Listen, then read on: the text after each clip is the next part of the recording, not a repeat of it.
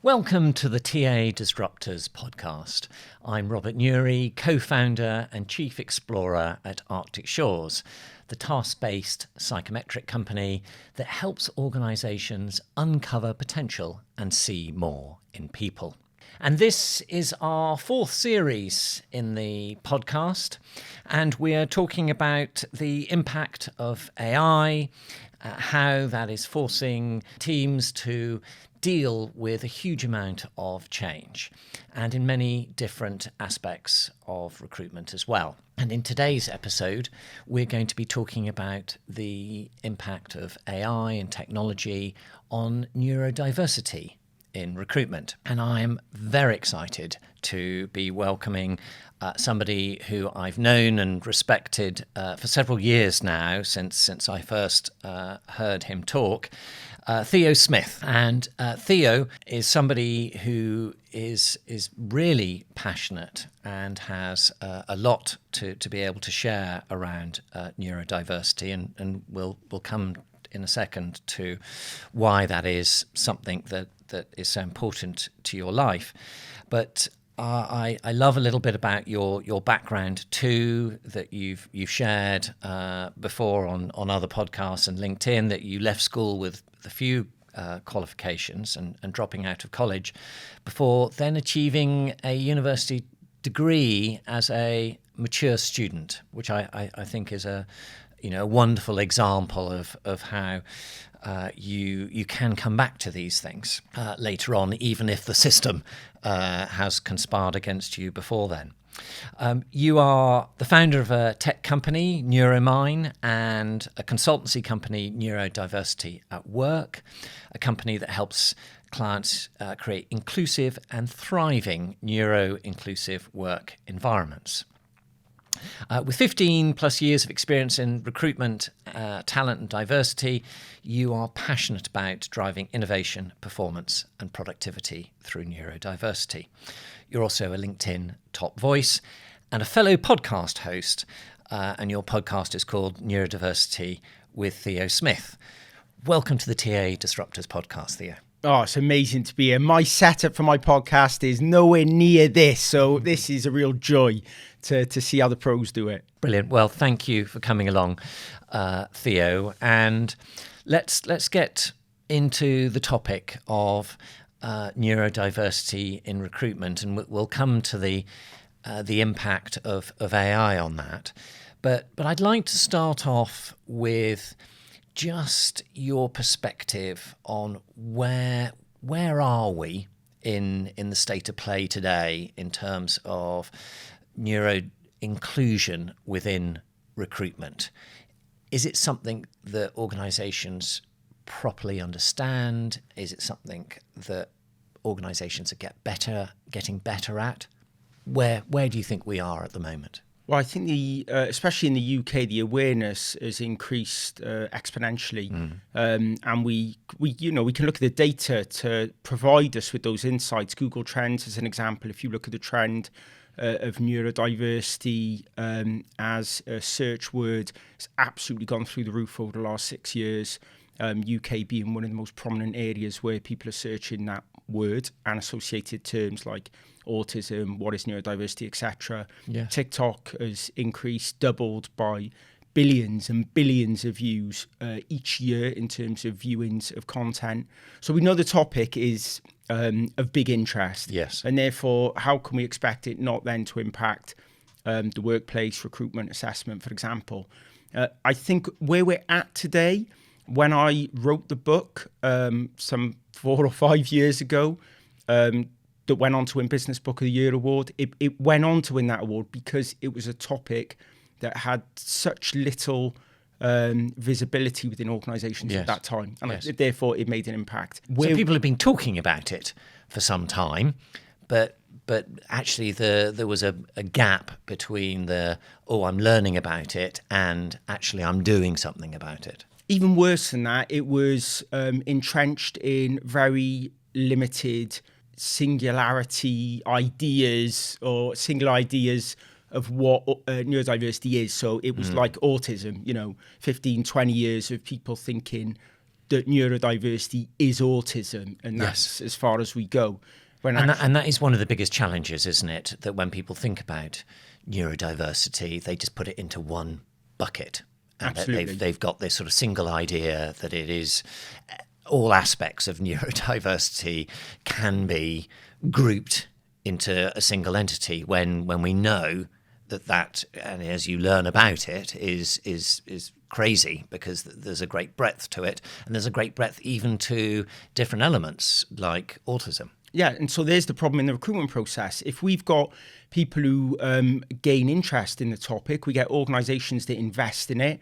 They support individuals to come into the organisation and talk about it. Those individuals have varied experience and understanding, therefore the level of expertise that then comes into the workplace is as diverse as the topic itself, and therefore that leaves holes and gaps. And so where we're at today from a recruitment perspective, before we get into the complexity around what neurodiversity is, as we were just touching upon there, we've got organisations that have gone, right, we want to support it. We've got individuals who've ran with it. Where there's great energy behind it, things start to happen, budgets start to open up and changes start to be made. But we still have this problem of managers being left without the real support when the requests come through. So if everyone gets excited that, hey, somebody's talking about ADHD and I've seen it on the TikTok and, you know, it affects my family and this is what I'm really passionate about and I want the organisation to do something about it, they may do something about what they know about ADHD, but that still leaves lots of other gaps. And what happens is somebody comes through a recruitment process in a retail environment or in a hotel, for example, and they don't really know how to help this person who doesn't have all the shiny bells and whistles they expected. They're not Usain Bolt, right? They're not some famous actor. They're actually somebody who may have significant challenges and needs, and they may need those to be supported throughout the recruitment process and then into the organisation. And then what you have is a manager that's had all this pressure internally from groups and from these wonderful talks that have maybe gone on to hire this person because they feel that they need to, because there's this young autistic person sat in front of them where their mum's been allowed to come in and join the interview. And there's this kind of sense of pressure on this manager thinking, I want to do the right thing. Yet they don't have the training, the expertise, the support. The recruitment process wasn't constructed in a way that supported that manager. So here the managers sat on their own with very limited infrastructure to ensure that the person they hire has a good experience. And then we get into legal proceedings, we get into challenges around health and safety. So I would say that's where we're at currently with neurodiversity. It's a mixed bag. We have some organisations that are doing incredible things, piece by piece. We have some that are really supporting people internally, and that's helping. But there are gaps all over the place, and there are gaps in understanding, and there are gaps in the help and support that exist throughout those systems and processes. And then add in the complexity of suppliers and other facets and aspects of, you know, moving workforces, changes in infrastructure, leadership structures, and it becomes a problem. Sure, and I think that, you know, you highlight, you know, a couple of really important things there. One is just education and understanding, and the other is the complexity around this as well. So just going back to the education and understanding piece, what in your experience and your recommendations from what you've seen, should companies be thinking about in terms of the interventions or the education that they can provide around an understanding of the breadth of what neurodiversity means and how they should approach that within the recruitment process? Yeah, well, it's evolved over a very quick period of time in terms of what neurodiversity is, what it means to people. There's been lots of arguments across the community, across the world around what it is, where it comes from, what it means, the impact, whether it can be developed over a period of time. So there's so much medical complexity around the topic. However, that was part of the problem that we had. it was seen as a medical problem, a singular medical problem. And when you focus on it in that context, organizations immediately think, well, if it's a medical problem, then it's medical intervention that we need. Yes. And when you see it in that way, you immediately think, well, we need to put in place workplace psychologists, or we need organizations to support us. Yes. And what happens then is the only direction for people is via the disability route and the medical support route. And when you have that idea and concept from an organizational perspective, you're actually, in the UK specifically, feeding people back into the health service, the NHS. So we know that's a problem, right? We know that the NHS is under significant pressure. And if organizations, by nature of where they act currently in their understanding, inadvertently feeding more people into that system, that is not the right solution as a whole piece. Sure. So I think what organizations need to understand is when we think about neurodiversity and we think about neurodivergence, those people who face barriers, systemic barriers, because of the way that their brain works, often for the majority of individuals, the types of interventions are simple. Mm-hmm. It's not medical. I've got a headache. I don't need to have paracetamol at this point. I need to go for a walk. And I know that about myself. Or I know this headache might turn into visual or a migraine because I suffer from migraines. Or I know that actually this is really severe and I think I need to call an ambulance now. So when we think of those things there, we're just at the minute, and organizations at the minute are not really thinking about neurodiversity as a concept, about those different points of intervention. Yes. And I think we've rushed into this fear around the risk of not dealing with it. Yes. And therefore we've gone to the extremities of how we deal with it. No, yeah, and I think that's such a good point that it's not a medical condition, so we shouldn't be thinking about it entirely through that lens, which often is the case. I think the other thing too that you allude to there is that we need to recognise the differences that people require in terms of the accommodations, the interventions that they might need. And so on that note, what's your take on, should we give candidates more power to request the accommodations that they need for their situation and circumstance, rather than at the moment it just seems to be a bit of a tick box, which is, do you require an extra accommodation or an allowance? Tick this box, and then it's almost as if, right, I don't really, I'm not going to go into the details of what that is. You're just going to get this accommodation. And I wonder, from what you're saying there, maybe we need to be a bit more nuanced and a bit more respectful and thoughtful for what that individual intervention or accommodation might be. Yeah, well, what you're talking about there is a legal right to request an adaptation or adjustment that we can challenge on as a job seeker or an individual if that legal right's not being met, right? Yes. That's fine, but we come back to the sharp edge of the needs again, and that's problematic. Yes. So when we only provide the medical intervention at the sharp end, the request, the adjustment at the sharp end, we're forgetting around the 90% of other people and other individuals who just will absolutely never see themselves in that sharp edge, or they fear the cost of what will happen if they tick that box. Yes. Because in reality, there's been no evidence. They can search no statistics to back up the fact if they tick that box, what will happen? Yes. You know, are they more likely to get the job or not get the job? Are they more likely to get the help or not get the help? Yes. So I absolutely think the tick box is problematic in the majority of instances here. Yes. But the other challenge we've got is co-occurrence is the norm. And what I mean by that is ADHD is 74% heritable. So if you have it, you know, 2/3 of your family are likely to have it. If you're ADHD, you're 50 times as likely to also be, 50% likely to also be autistic, right? Oh, okay. If you think about the complexity just around those that we discussed there, we don't think about dyspraxia, dyscalculia, Tourette's, aphantasia. I mean, I could go on. Yes. And that's without even thinking around the nuances within all of those traits. Absolutely. And so the problem that we've got for candidates coming through that process is they're not, they don't have a qualification, a medical qualification. They don't have a HR qualification. They don't have a psychologist qualification.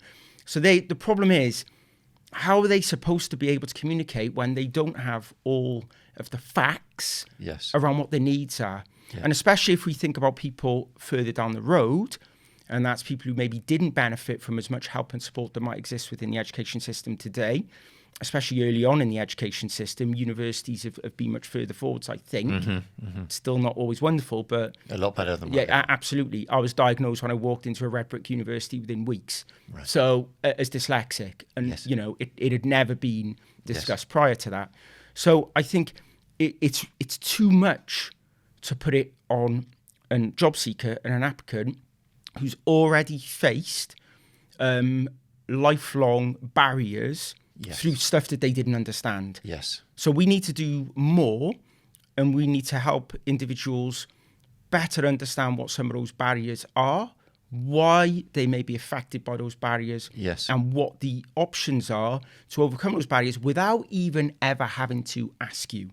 That is even better, right? Yes. If I know what I'm like in the morning and I don't really want to engage with people, better I'm in a position where I don't have to engage with people in the morning, that I'm forced to do it, knowing the impact that it may have on the rest of my day and on those people that I may come into contact with. I love that, Theo, and I think you're right that a lot of this is about education, awareness, transparency and flexibility. And if we can get some of those things up front around this, then we'll make a lot of strides rather than just a tick box. So where do you think technology then might play in this? Because there's a lot of talk that generative AI is going to level the playing field now. Do you think that is the case for neurodiverse candidates, that generative AI tools are going to make it better rather than worse in the recruitment process? Absolutely, it's going to make a massive difference. So left-handed scissors for left-handed people, or universal scissors that suit everybody. The barrier is the access to it. So if you've not got access to glasses and you're short or long-sighted, barrier. Right?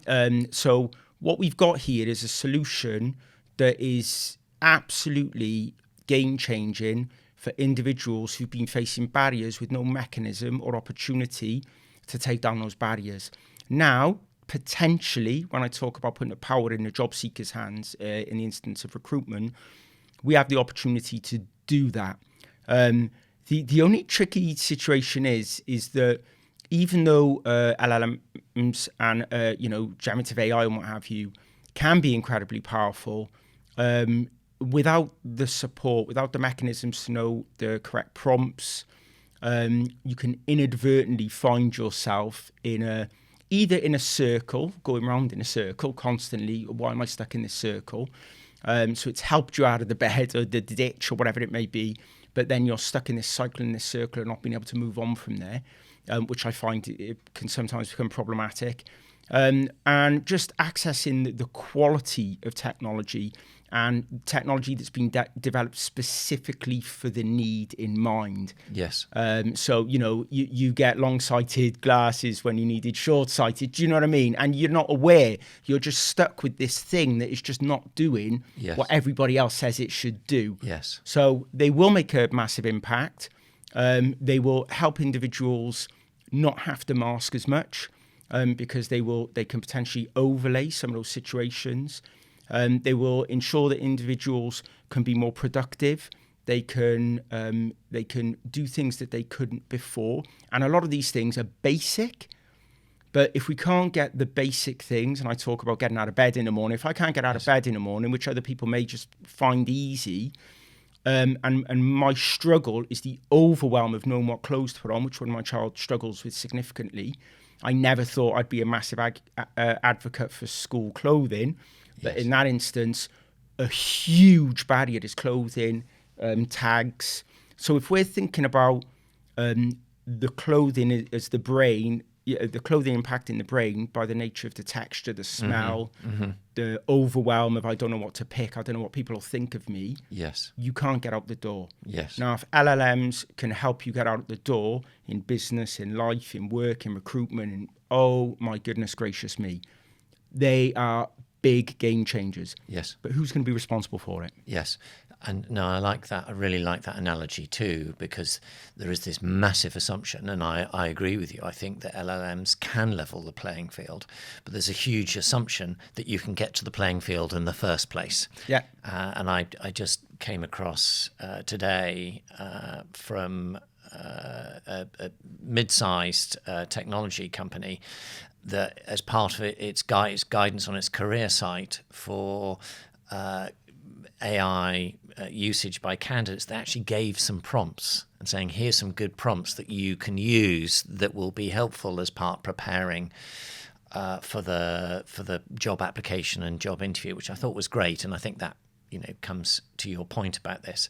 But one thing I'd like to get your perspective on this too. So on the one hand, it can be a great leveler, but access is clearly, something that we've got to think about there too. I came across the other day a story where somebody had told me about a candidate who had applied to a big law firm, one of the Magic Circle, and had then started and had been rejected from it. And it was a she, and when she pushed a bit more as to why she'd been rejected, she was told it was because she had used AI in the recruitment process. And this is how I heard about the story, because she was then ringing around other law firms to ask, did they use detection tools for the job application? Because if they did, then she wouldn't be applying for them, because she'd been rejected for using AI. When she hadn't used AI, she was simply neurodiverse and didn't disclose what element of neurodiversity there. But what's your take on that? Because I do worry a bit about these sort of detection tools that are be out there, or even worse, hiring managers going, oh, I can detect if somebody's used AI because they used language in this way, because it's a very neurotypical, the language in LLMs is trained on neurotypical. We're looking at things through a neurotypical lens. So if something is outside of that, we can't automatically assume that AI is being used and that's bad. I mean, the amount of examples of this, when I was using a new car the other day, it had fatigue detection on, right, and it constantly told me I was suffering from fatigue. Right. My assumption is my eyes are all over the place. I flicker a lot. Okay. I'm processing lots of information. Yes. Just a great example of where technology's been built to recognise whether somebody's not focusing, yes, whether they're fatigue, yes, somebody fidgeting, historically they're not focusing, somebody looking the other way, they're not focusing. Yes. So now, already we're building, or companies are building into technology that we're using. Yes. It's determining whether we are focused or whether we're suffering from fatigue or not. Yes. And I'm like, wait a minute. Yeah. So what if we haven't got the option to turn this off? Yeah. Okay. So there's a wonderful example you've mentioned there. My belief in this is the organizations are very quick, and institutes now are very quick to go, right, we're thinking about the impact on us. Yes. And the impact on us is if you use AI, that is bad for us, right? Rather than thinking, right, where are candidates using AI? Why are they using AI? And then how can that positively affect us and negatively affect us? And how can we elevate the candidate through that process to use AI, or just to be themselves in this instant, because yes, they may be autistic, and support that, whilst also putting protections in place for any risks associated to us. And a great human example, non-technical example of this, is quite a few years ago, I had somebody come up to me in an event and go, Theo, I got an interview tomorrow with somebody who's divulged they're autistic. They want to bring their mum to the interview, and I just don't know what to do. Yes. And I'm like, okay, what's the problem? And they were like, oh, their mum can't start on day one with them at work. And they were listing out all the reasons why they couldn't do this. Yes. And I was like, well, there's the problem immediately. All you're doing is finding all the reasons why this is not possible and why it's a problem. Or it's a problem for you as opposed to how you might be supportive for them. Absolutely. When in reality, we now know, well, depending on what you read, we now know that job coaches have been invested in by the government, especially for individuals with an educational health and care plan. Mm-hmm. So those who have had barriers within the education system and got support through government intervention, it's enshrined in law, they can access these coaches. They will look at the recruitment process, the onboarding process, because it doesn't just stop at the recruitment process or application process or even the content. It goes right through. And the majority of individuals are failing in that onboarding piece because they may need extended periods of time and support, right? So we're constantly not thinking about the individual. We're thinking about ourselves in that situation. Yes. And then we wonder why we have more candidates using AI, more candidates fighting the system that we're building to stop them doing the things that they're telling us they need to do without fundamentally understanding why they're trying to do them. Exactly. And I love that as a point, though, that sometimes we see then those who are honestly trying to show their best selves in the way that they know how to as cheating. Yes. And we've had the same in universities where lecturers have said the same about students. You've not written that, or you've used AI to create and generate because your language doesn't fit the normal. It's unusual. It's your language sticks out. You've come into university, you're using this language that just, it doesn't look like a human. Yet they're not truly understanding complexities around the way that this individual's brain works. Yes. So I think that is one of the big areas of crisis and issues we're going to see increase over the coming months and years. More and more people challenging that and saying, actually, no, I'm going to legally challenge you on that. Yes. Because that's not fair. No, it's not fair, Theo, and you're right. And I don't think it is. And that's why we've got to kind of bring some of these things to light. And the forward-looking companies are ones that are going, actually, we're going to be using AI all the time, so let's embrace it and let's think about how technology can make the recruitment process better. And just on that note of making it better, there are lots of different elements, some of which use AI, some of which are just automated, around screening candidates. And so what's your take on things like video interviews and AI avatars as something that is either beneficial for neurodiverse candidates, or is it not? Or maybe it's a bit of both, and there needs to be a bit more thought than currently there has been about how to address the things that people may be worried about. Yeah, so choice is the thing that should be at the front of everything. And I think that's often what we're not providing job seekers and candidates with enough of. So, we provide them with video interviewing because we've done a deal with the video interviewing company, and therefore, right, we're putting it out across all roles and everybody will do it because that's going to make most sense. Yes. And I think we still need to look at how we democratize some of these solutions across that process, or get some kind of collaboration of services, I think, that will really make the longer term impact, positive impact that we want to. And that's going to require a little bit of a gear shift change, I think, from both suppliers and organizations to find a way to make that happen. So I think that's the first thing, right? Choice, I honestly believe, is because it's not about back to the, there's not like a line of autistic people that you're going to help in a very particular way. Yes. Because they're not just autistic. They have a whole other life experiences and co-occurrence. And there may be other disabling factors that come into it. Yes, and just on that point, when you're talking about choice on this, what you're saying is choice about how that they're either able to interact with the technology, or maybe not interact with it at all because for whatever reason it causes anxiety and it's not right for them. Is that what you're meaning by choice here, choice of how to participate in the process. Absolutely. I did extensive work with a health and social care company. We audited their systems, their processes. We interviewed their people.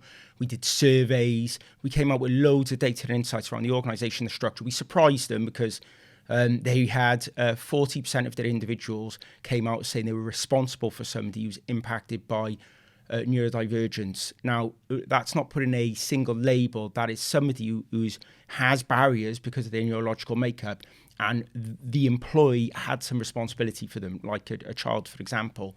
And their mind was blown away that 4 in 10 of their employees were impacted in that way. Wow. Now, it's huge, right? It is. So from 4 not in knowing 10 is a big number. Yeah, and from not knowing anything, 1 in 10 of them had a diagnosis. 2 in 10 more suspected that they were impacted but couldn't give you I have a diagnosis. So big numbers in this organisation. And they've made loads of headway now in trying to make positive changes. But one of the things recently I was speaking to them that they've done, and I think this is just a great example of choice, is they offered walk-around interviews, and you didn't have to have that. Okay. So you could walk around, and obviously for somebody who's ND, a lot of individuals who are neurodivergent, they may struggle just being sat down in this situation. Yes. They may need movement. Yes. They may need to be stimulated by external factors. That may be something to fidget with. But in actual fact, it may be the ability to connect with the things that we're talking about. So, hey, I'd like to ask you a question about that there, and you're like, oh, that. Oh, yes. Well, in actual fact, or this environment, when I've worked in this environment before, we found that these really bright lights that you have actually had a real negative impact. What, these lights that we've got? So all of a sudden you open up the conversation. Without going into that environment, that individual couldn't have necessarily been triggered to have those conversations. So it just creates a different experience. And when you give an individual choice, it's not everybody has to do that. Someone else might like to sit down and have the face-to-face interview. Yes. Someone else might like to send in the video. Yes. Because they're okay when they're doing their role, whatever that may be. But in terms of that very strange interview environment system process, they really struggle. So enabling them to do the video interview is incredible. Now, the avatar piece. Yes. It's interesting because there's been studies into avatars for quite some time. Right. So 10 years ago, there was a study into avatar use online and the impact that it had on confidence, how calm you were, etc.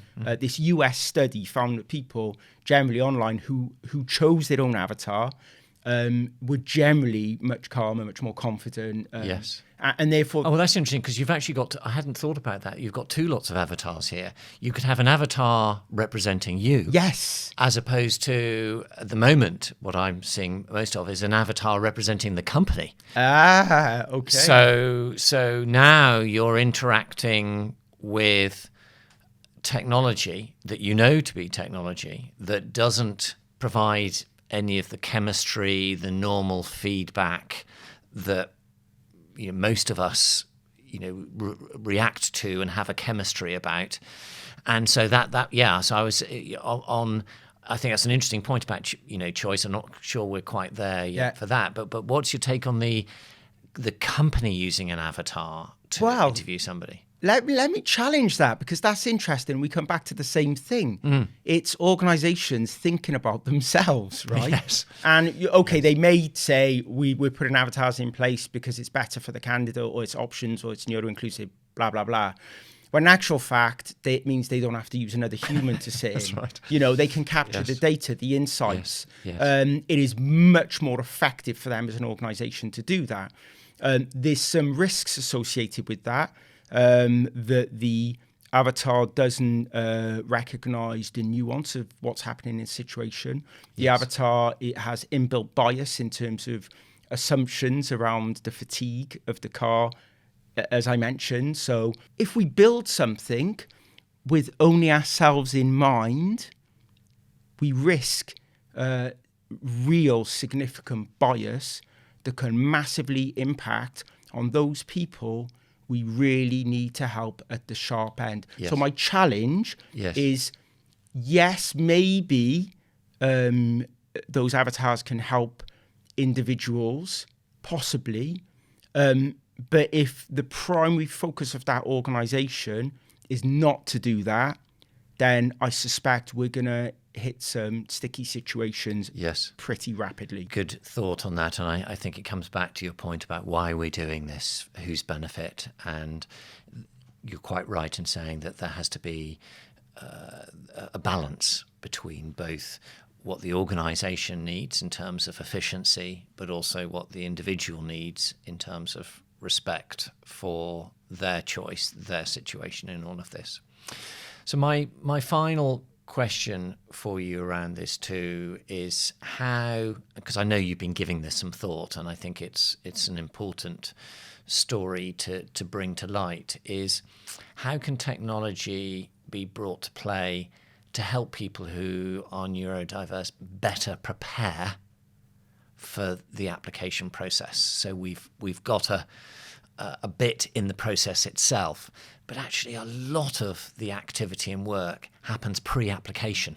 So if you got some thoughts on how technology can help improve that area of the recruitment process and make it easier for neurodivergent candidates to show their best selves and be supported before they get into the application process.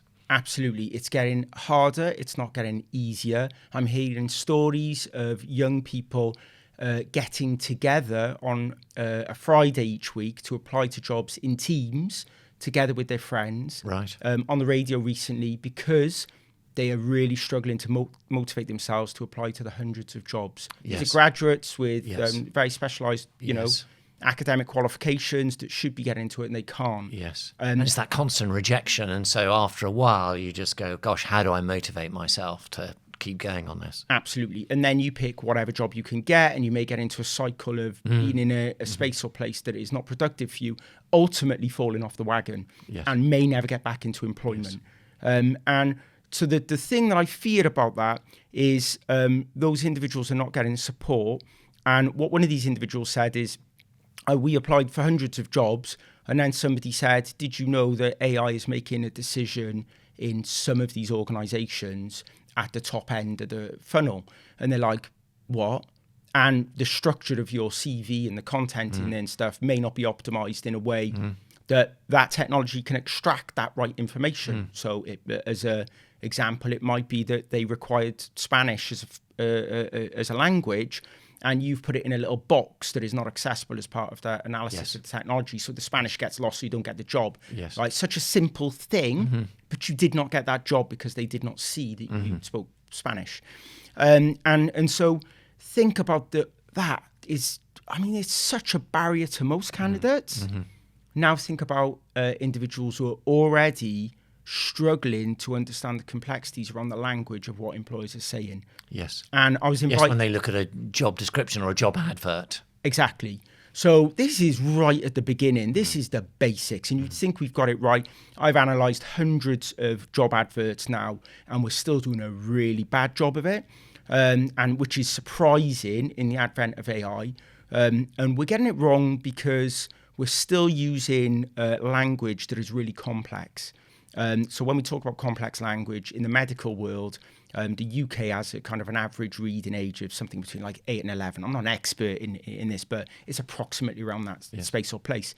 So from that perspective, it's communicating in a language in a way that the majority can understand. And if we want to get people back into work across the spectrum, we need to use language that people, English may be a second language, or they may be dyslexic, or they may be reading challenges, for example. We need to ensure that we can gain access to what that job is and what they need to provide. The other thing I saw in these adverts is a lot of the what, but not much of the why and the how. Yes. So I'm like... And I think that's one of the biggest failings of most job adverts. It's just a list of things, and the language in there is one thing, but the other is just a list of experience that we know is going to put a lot of people off, or a lot of people go, well, I can't relate to that, or I've only got a little bit of that rather than all of it. And it's not looking at the skills or the capabilities that actually underpin that list of activities, and the what rather than the how. Yeah, and then we may help the employer. So there may be some support mechanisms, there may be some organizations that will help with content, there may be consultancies or whatever, but it's still in the minority of organizations, and we're thinking about the biggest organizations that may tap into that. And then the quality of that and how diverse it is in terms of the neurological makeup. Is it neuro-inclusive, or is it just mainly focused around gender? Or so how broad is it in terms of its understanding and support to everyone who makes face barriers at any point in their life journey? So it may be because they're now coming to a time where perimenopause, menopause is impacting them, so changes in the support that they may need to work, or they may have children, or they may have a number of other factors, like they may have broken an arm and it's a period of time where they now can't do a job in the same way. So many different elements that you are impacted cognitively by these changes, and we've not considered it. So I think moving away from just focusing on the employer, why are we not going much further down to support the job seeker in those instances, to empower them with not just, use AI to get the job, but specifically guide them in, let's help you understand what the job is. Yes. Let's understand how that job relates to you. Let's understand where the inherent biases within that job, the risk factors for you as an individual. And if we can help individuals who may not know that about themselves, because nobody ever gifted that information to them, they weren't blessed with the ability to get a diagnosis, or they didn't have a family they were nurturing or caring, or an environment or education system that gave monkeys about them. Exactly. So they don't know this. So why, if we really want to get people into work, why are we not doing better by human beings, by job seekers, as early on in that process? And by the way, adding technology and innovation and structured LLMs with the right prompts and the right support, and then the right additional intervention. If somebody presses a panic button, a human being can come in like a coach and support them, or they can go and utilize this type of technology and innovation in community spaces and places, so they don't need a mobile phone, and there may be a human there to help 20 people access this type of technology, so that by the time they get to the point of application, they're not misusing AI or not using AI, or we're leveling the playing field as early as possible, whilst also upskilling organizations to also be doing the same thing on the other side of that. And so we just create this bridge that allows more people into work, more people to not use AI at the wrong point. And they don't mean to often. Like, even AI is probably telling them to do stuff they shouldn't do. Like, why don't you say this at interview? This would be great. Without understanding that the AI model is feeding off their level of enthusiasm, and it's like almost mirroring back to them. And designed. And that is not necessarily the right thing that you want. So I think there's all these things that we can now do as a human race to better support individuals, especially and always at the sharp end of these challenges. Theo, that's a wonderfully positive note to end on. As always, your insights, your thought, your care for how people on the neurodiverse spectrum should be treated, should be seen, should be supported, is hugely valuable. And it's been great having you on the podcast, and thank you for all your thoughts. Real pleasure. Thank you, Robert.